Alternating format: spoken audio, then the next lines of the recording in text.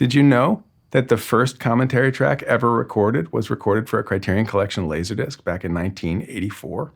When Criterion first started, we came to home video with this idea: what if we merged the idea of publishing with the idea of watching movies at home? So we started making Laserdisc releases of films that had all kinds of special features on them.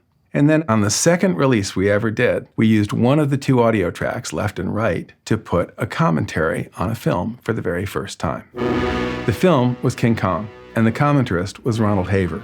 Hello, ladies and gentlemen. I'm Ronald Haver, and I'm here to do something which we feel is rather unique. At the time, we only had 2 audio channels, so we could only do commentaries on mono movies.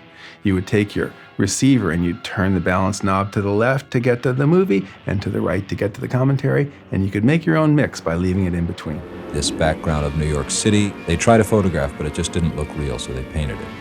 Shot by shot, Ron Haver led us through one of the earliest special effects extravaganzas in the history of Hollywood, still one of the most compelling movies you could ever watch, and even better when he's unlocking all the secrets of how it was made.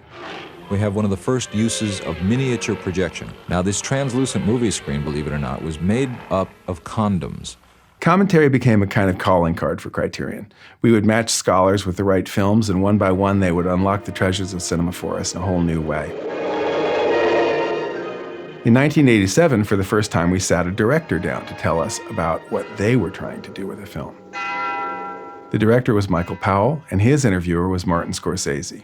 This entire film was made in a studio. Not one shot was taken in the Himalayas or in India. I saw it as a wonderful exercise to produce a real perfect color work of art. Since then, Criterion has recorded more than 150 director commentaries. And it's not just directors or actors or the many people who help make films what they are. We started trying to think outside the box about it. So some films like Silence of the Lambs, we went and found the chief serial killer tracker for the FBI. What usually happens is that the subjects will test you to see whether or not you really studied their case. Closer, please. Closer. And if you want a little pro tip, they work great as podcasts. Just set them going and you can listen to them anywhere you want. Some of the most celebrated Criterion commentaries are from Criterion editions that are now out of print. But don't worry, the Criterion Channel is playing an out-of-print edition series, so go check them out.